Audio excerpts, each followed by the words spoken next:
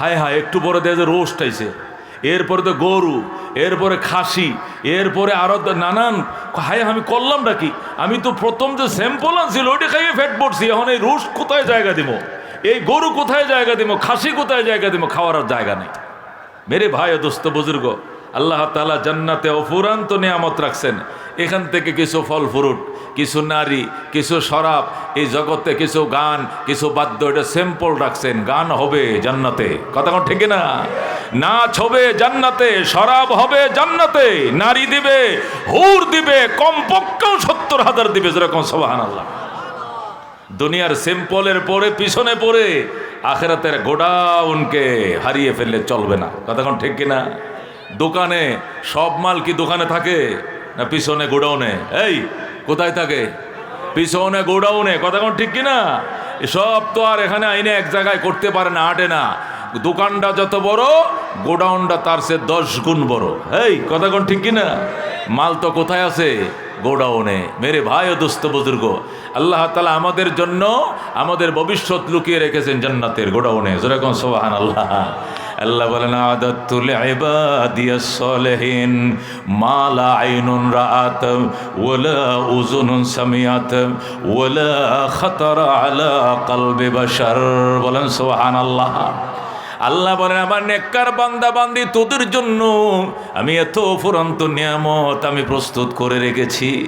এত নিয়ামত, এত নিয়ামত, এর কিছু স্যাম্পল দেখছো, গোডাউন দেখো না, ঠিক কিনা? এই নিয়ামতের দৃশ্য বলি কোনো চোখ কোনোদিন দেখে নাই, কোনো কান কোনোদিন শোনে নাই, কোনো অন্তর কোনোদিন কল্পনাও করতে পারবে না আমি যা লুকায় রাখছি। কথা কোন ঠিক কিনা? जन्नत आज़ाम के आज़ारे नबशद कसेरा बाकसे कारे नबाशात। জান্নাত এমন অফুরন্ত নিয়ামতের জায়গা রে ভাই, সেখানে কোনো কিছুর অভাব নাই। দুনিয়াতে রাজাও প্রজার কাছে যায়, প্রজাও রাজার কাছে যায়, কিন্তু পরকালে কোনো জান্নাতের কাছে যাওয়া লাগবে না। সুবহানাল্লাহ। স্বয়ং সম্পূর্ণ জীবন আল্লাহ জান্নাতে আমাকে আপনাকে দিবেন। ওই অফুরন্ত লুকিয়ে থাকা গোডাউনের নিয়ামতের আশায় দুনিয়ার সামান্য সিম্পলের পিছনে পড়ে কোরআন সুন্নাহ ভোলা যাবে না, উলামায়ে কেরামকে ভোলা যাবে না। কথা কোন ঠিক কিনা? 14 বছর আগে কি হইতো আর 14 বছর পর্যন্ত কি হয় এখানে, এটা হওয়াতে আগের মেলা বন্ধ হয়েছে, কোরআনের মেলা বসছে। খুশি না বেজার? এই জাতির জন্য কল্যাণ না কল্যাণ? তো এইটাকে ঠিকিয়ে রাখা আমাদের দরকার আছে না নাই? এই যে দেশ বরেণ্য উলামায়ে কেরাম যাদের সিরিয়াল পাইতে 1 বছর আগে ঘোরা লাগে, ফিরা লাগে, এই যে 6টা বক্তা, প্রত্যেকটা বক্তা এক মাহফিলের জন্য একজনে যথেষ্ট। কতক্ষণ ঠিক কিনা? এমন বক্তা এই মাহফিলের জন্য কয়জন আছে? 6 জন আছে। তাছাড়া এই মাহফিল আয়োজনকারীদের ভিতরে যে কত বক্তা লুকিয়ে রয়েছে, কত বিদগ্ধ উলামায়ে কেরাম যে লুকিয়ে আছে, এরাও তো অন্য জায়গায় যায় বয়ান করে। কতক্ষণ ঠিক কিনা? তা আজকে এই মাহফিল করায় আমরা খুশি না বেজার? খুশি না বেজার? এই ময়দানে এবং আশপাশে, আমার টাঙ্গাইলে, এই সখীপুরে, এই গাঠাইলে, কালীহাতিতে, সদরে, বোয়াপুরে, মধুপুরে, এই অঞ্চলে যত পাপ বৈশাখীর নাম হয়েছে, আজকে এর জন্য আমরা তওবা করব। কথা কোন ঠিক কিনা? আমরাও তওবা করব। আমার মুমিন মুসলমান ভাইরা যারা না বুঝে এগুলোতে একসময় অ্যাটেন্ড করেছেন, তাদের জন্য তওবা করব। কথা কোন ঠিক কিনা? দুনিয়াতে তওবা করলে, ইস্তিগফার করলে মানুষ কি পায় শোনেন? আমাদের দেশের মানুষ মনে করে গুনাহ করলেই ইস্তিগফার করা লাগে। কথা কোন ঠিক কিনা?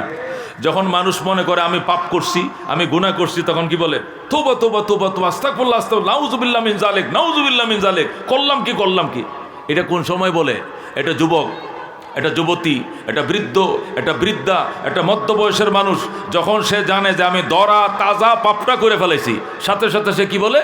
তওবা তওবা তওবা, আস্তাগফিরুল্লাহ আস্তাগফিরুল্লাহ, লা হাওলা ওয়ালা কুওয়াতা ইল্লা বিল্লাহ, নাউযুবিল্লাহ মিন যালিক। এটা কি দেখলাম, এটা কি করলাম? কথা কোন ঠিক কিনা? এই যে মানুষ পাপ করলেই যে আস্তাগফিরুল্লাহ আস্তাগফিরুল্লাহ বলে, আল্লাহ তাআলা বলেন আস্তাগফিরুল্লাহর কার্যকারিতা শুধু এই নয় যে শুধু পাপ মোচন করবে, পাপ তো মোচন করিবেই, ইস্তেগফার করো, এছাড়া আরো এক্সট্রা 5টা লাভ তোমাকে দেওয়া হবে। যেরকম সুবহানাল্লাহ। আল্লাহ তাআলা সূরা নূহে, কোথায়?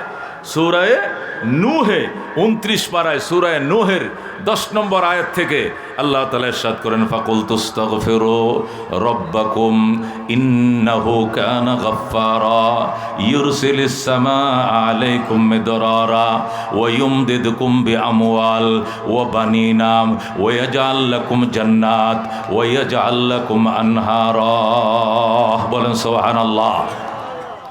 আল্লাহ বলেন আমি তাদেরকে বলে দিয়েছি তোমরা ইস্তেগফার করো তোমাদের প্রভুর কাছে, ইস্তেগফার করো আস্তাগফিরুল্লাহ আল্লাযী লা ইলাহা ইল্লা হুয়াল হাইয়ুল কাইয়্যুম ওয়া আতুবু ইলাইহি। পড়ো পড়ো, বেশি বেশি পড়ো। আল্লাহ বলেন এই ইস্তেগফার যদি আমি আল্লাহর দরবারে করো 6টা পুরস্কার পাইবা। 1 নম্বর পুরস্কার ইন্নাহু কানা গাফফারা, আমি আল্লাহ ক্ষমাশীল। প্রথম কাজ হবে তোমার জিন্দেগীর গুনাহ আমি মাফ করে দেব। সুবহানাল্লাহ। এখানেই শেষ নয়, ইস্তেগফারের কার্যকারিতা শুধু গুনাহ মাফ হবে এটাই শেষ নয়, এটা 6 কামের 1 কাম। কোন এটা 6 কাজের কয় কাজ? 1 কাজ। এছাড়া আরো 5টা কাজ করবে ইস্তেগফারে, সেটি কি? 2 নম্বর ওয়া ইউরসিলিস সামাআ আলাইকুম মিদরারা, বৃষ্টির অভাবে ফসলে জমি নষ্ট হয়ে যাচ্ছে, খেতে ফসল নাই, গাছে ফল নাই, গাবিস্তনে দুধ নাই, জমিন মরে যাচ্ছে, জমিন শুকিয়ে যাচ্ছে, ফুসকুনিতে পানি নাই, নদীতে জোয়ার ভাটা নাই। আমি আল্লাহ কথা দিলাম দিনে রোদ হবে, রাত্রে বৃষ্টি দেব। সুবহানাল্লাহ। ইউরসিলিস সামাআ আলাইকুম মিদরারা, আল্লাহ পাঠিয়ে দেবেন আকাশকে, যা আকাশ আমার বান্দা বান্দীদের উপরে অনবরত মুষলধার বৃষ্টি দেয়। যেরকম সুবহানাল্লাহ। মুষলধার বৃষ্টি দে, খেতে ফসল হবে আগের মতো, গাছে ফল ধরবে আগের মতো, ফুসকুনিতে মাছ বড় হবে আগের মতো। বৃষ্টি বন্ধ হয়ে যাওয়ার কারণে যে ক্রাইসিস হয়েছিল, বান্দা ইস্তেগফার করছে, প্রথম তার গুনাহ মাফ করে দিয়েছি, দ্বিতীয়তে সাথে সাথে তার জন্য মুষলধারে বৃষ্টির ব্যবস্থা করেছি। সুবহানাল্লাহ। এখানে শেষ নয়, 3 নম্বর ওয়া ইউমদিদকুম বিআমওয়াল, আল্লাহ বলেন ইস্তেগফারের কার্যকারিতা শুধু গুনাহ মাফ হবে আর বৃষ্টি বন্ধ হলে বৃষ্টি হবে। এখানে শেষ নয়, 3 নম্বর কাজ ওয়া ইউমদিদকুম বিআমওয়াল। ইস্তেগফার করো ভাইয়া, ইস্তেগফার করো বাজান, ইস্তেগফার করো। আল্লাহ বলেন ওয়া ইউমদিদকুম বিআমওয়াল, আল্লাহ তোমাদেরকে সহায়তা করবেন সম্পদ দিয়া। ইস্তেগফারের দ্বারা আল্লাহ সম্পদ বাড়ায় দেয়। সুবহানাল্লাহ। তুমি দরিদ্র, তুমি গরিব, তুমি এত কামাই করো, এত ইনকাম করো, তুমি টাইমের উপর ওভার টাইম করো, কিন্তু অভাব দূর হয় না। দোকান বাকি রয়ে গেছে, মানুষের পাওনা রয়ে গেছে, পরিশোধ করতে পারো না। তুমি ইস্তেগফার করো আস্তাগফিরুল্লাহ ওয়া আতুবু ইলাইহি, আস্তাগফিরুল্লাহ ওয়া আতুবু ইলাইহি। আল্লাহ বলেন ওয়া ইউমদিদকুম বিআমওয়াল, আমি কথা দিলাম সম্পদ দিয়ে সাহায্য করব তোমাকে আমি আল্লাহ। যেরকম সুবহানাল্লাহ।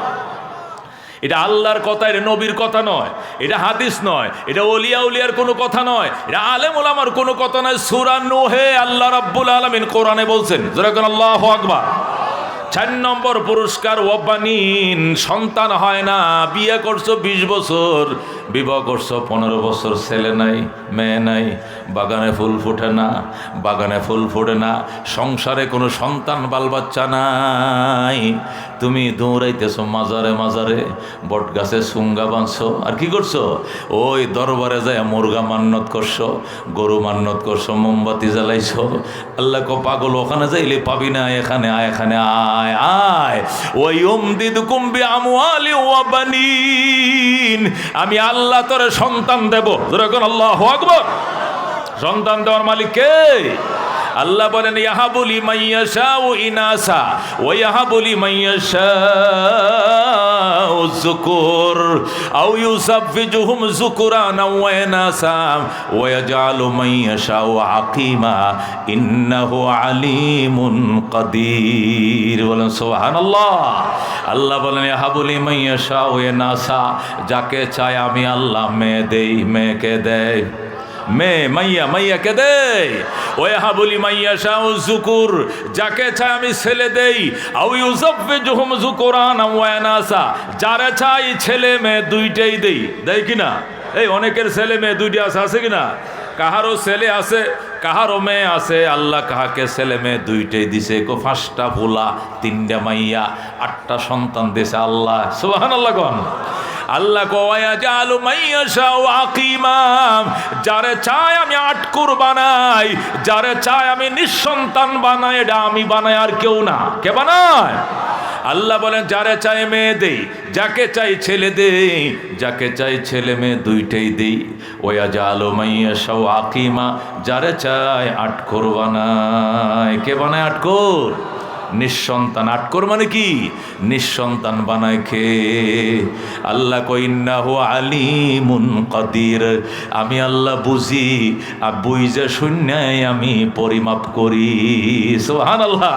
তোরে ছেলে দিলে, তুই যদি 60টা ছেলের বাপ হও, তোর যন্ত্রণা এলাকায় মানুষ থাকতে পারতো না, এই জন্য তোরে ছেলে দেই নাই। তোরে যদি মাইয়া দেই, তোর মাইয়া ফরফুলার লয়ে ভাগবো, পলাইবো, কলঙ্কের মালা গাঁথবে, এই জন্য তোরে মেয়ে দেই নাই, তোরে আটখোর রাখছি। তোরা কোন আল্লাহু আকবার। যাকে যাকে ছেলে দিলে সইতে পারবে তারে ছেলে দেই, যাকে মেয়ে দিলে সইতে পারবে তাকে মেয়ে দেই, যাকে সন্তান দিলে সইতে পারবে না তাকে আটকর বানাই, যাকে দুইটাই দিলে সইতে পারে তারা দুইটাই দেই, যারে সম্পদ দিলে সম্পদের গরম সইতে পারবে সম্পদ দেই, আর যে সম্পদের জ্বালা সইতে পারবে না ভিক্ষুক বানাই। কে বানায়? কে? কে? ওয়ালিল্লাহি খাযাইনুস সামাওয়াতি ওয়াল, যারে ক্ষমতা দিলে সইতে পারবে ক্ষমতা দেই, ক্ষমতার মধ্যে যখন ওভারটেক করবে গারে ধরে নামাই। কথা কোন ঠিক কিনা?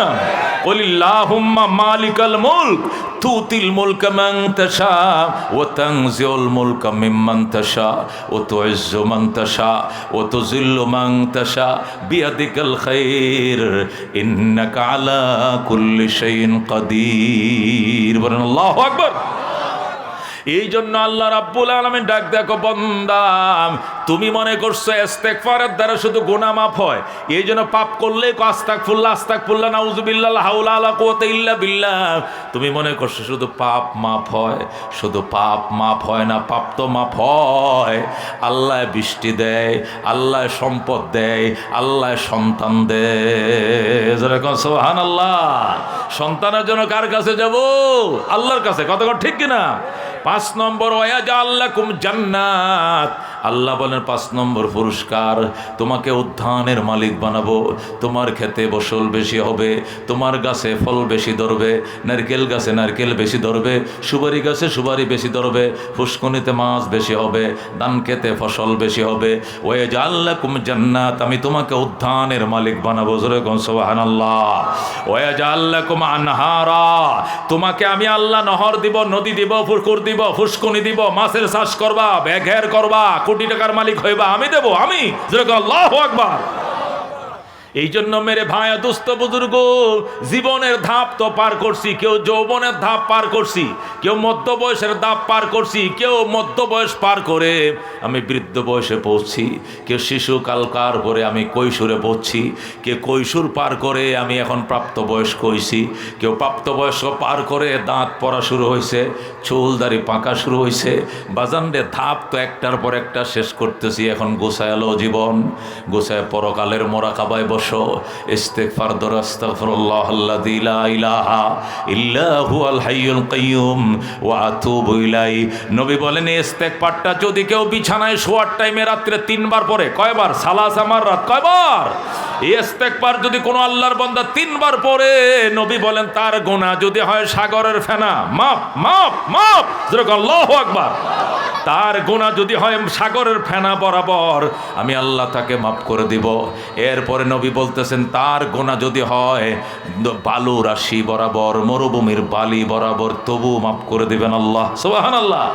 এরপরে নবী বলছেন তার গুনাহ যদি হয় গাছের পাতা বরাবর, দুনিয়াতে যত গাছ আছে তার গুনাহগুলো যদি হয় গাছের পাতা বরাবর, তাও মাফ করে দিবেন আমার আল্লাহ। জোরে কোন সুবহানাল্লাহ। কয়টা উদাহরণ দিছেন? কয়টা? 3টা। 1 নম্বর, যদি হয় তোমার গুনাহ সাগরের ফেনা বরাবর, তবু মাফ। তোমার গুনাহ যদি হয় বালুকণা বরাবর, তবু মাফ।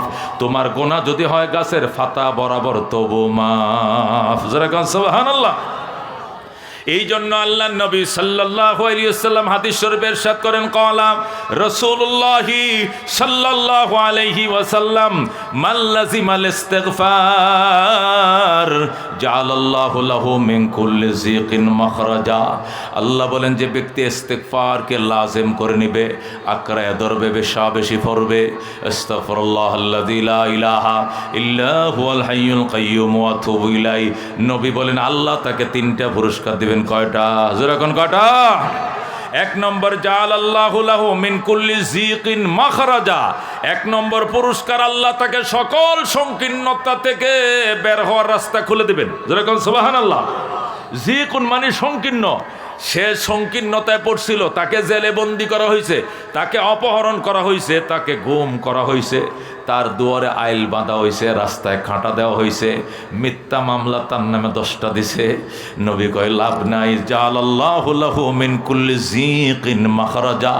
আল্লাহ তাকে সমস্ত যিক থেকে, যিক মানে সংকীর্ণতা থেকে বের হওয়ার রাস্তা খুলে দিবে। এই মুসলমান, এদেশে 3,500 আলেমের নামে 3,500 আলেমকে বিনা অপরাধে 3 বছর 4 বছর 3.5 বছর 2,500 2,000 কি 3 বছর 4 বছর 3.5 বছর 2 বছর 2.5 বছর 1.5 বছর কমপক্ষে 1 বছর করে বিনা দোষে জেল খাটানো হয়েছে। কথা কোন ঠিক কিনা? একজনের নামে 40, 50টা, 45টা, 46টা মামলা পর্যন্ত দেওয়া হয়েছে। একদিনে 10টা 15টা করে মামলা বেকসুর খালাস হয়ে গেছে। কারণ के खुशबुआ नहीं सकते कभी कागज के फूलों से। ফুল যদি গাছে ধরে গ্রান হয়, কাগজ দিয়ে যত সুন্দর করে বানান এর গ্রান নাই। কথা কোন ঠিক কিনা? বানোয়াট মামলার কোনো অস্তিত্ব নাই। কথা কোন ঠিক কিনা? বানোয়াট মামলা ফানি। কথা কোন ঠিক কিনা?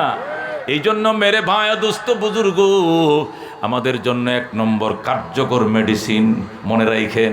আমার ওয়াজটা একটু ভিন্ন ধরনের হচ্ছে, অন্য লাইনের ওয়াজ তো করছি, আজকে এইটাই শুরু করলাম, ইসলাহি বয়ান।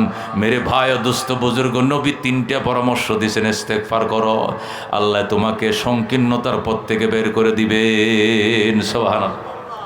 কোরআনের সূরা তালাকের 2 নম্বর আয়াতের শেষ অংশের তাফসিরে রুহুল মানিওয়ালা এই ব্যাখ্যাটা লেখছে। ব্যাখ্যাটা বলবো? ব্যাখ্যা বলবো? মদিনা একজন সিংহ পুরুষ ছিলেন, ওনার নাম হলো আউফ ইবনে মালিক। কোন কি নাম? আউফ ইবনে মালিক। উনি নবী যখন মদিনায় তাশরিফ আনলেন, হিজরত করে আসলেন কোথায়? হযরতে আবু আইয়ুব আনসারীর বাড়িতে। তখন আউফ ইবনে মালিক নেতা কর্মী নিয়ে নবীজির সাথে সাক্ষাৎ করতে যাবেন।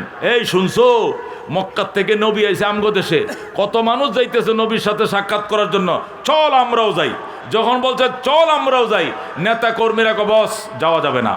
কেন যাওয়া যাবে না? কো মোহাম্মদ সন্ত্রাস। যেরকম নাউজুবিল্লাহ। কেমনে? মোহাম্মদ যদি ভালো মানুষ হইতো তাহলে মক্কার মানুষ তারে মক্কার থেকে তাড়িয়ে দিত না। এই লোক ভালো নয়, ওই লোকের সাথে সাক্ষাৎ করার কোনো দরকার নাই। তাছাড়া উনি আত্মীয়তার সম্পর্ক ছিন্নকারী। উনি মক্কায় আত্মীয় স্বজন সব কিছু রেখে ছিন্ন করে উনি একদম চিরদিনের জন্য আমগো দেশে চলে আইছে। এই লোকের সাথে কেন সাক্ষাৎ করব? এখন আউফ ইবনে মালিক এই কথাগুলোর যথাযথ কোনো উত্তর দিতে পারে নাই, তাহকিকও ছিল না। এই জন্য নবীর সাথে দেখা করতে পারে নাই। দেখা না করতে 6 বছর চলে গেছে। কয় বছর?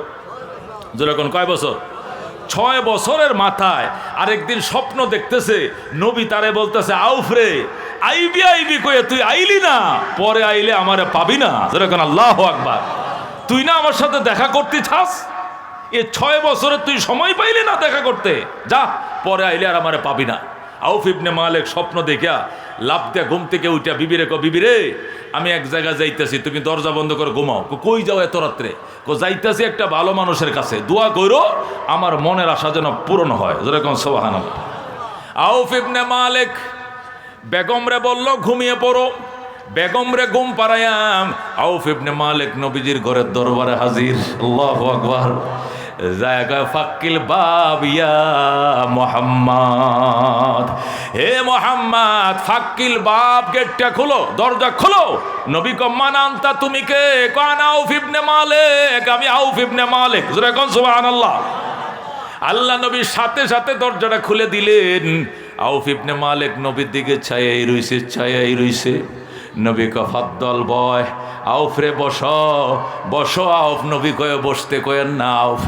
আউফ বলে ইয়া রাসূলুল্লাহ, আমি আপনার নূরানি চেহারাটা প্রাণ ভরে দেখালই, খোদার কসম এই চেহারা মিথ্যাবাদীর চেহারা হতে পারে না। সুবহানাল্লাহ। আউফ ইবনে মালিক প্রাণ ভরে নবীকে দেখলেন, দেখার পরে কালমা পরে মুসলমান হয়ে গেলেন। সুবহানাল্লাহ। কে গেছে? মুসলমান হয়ে গেছে। নবী কয় যাও বাবা যাও।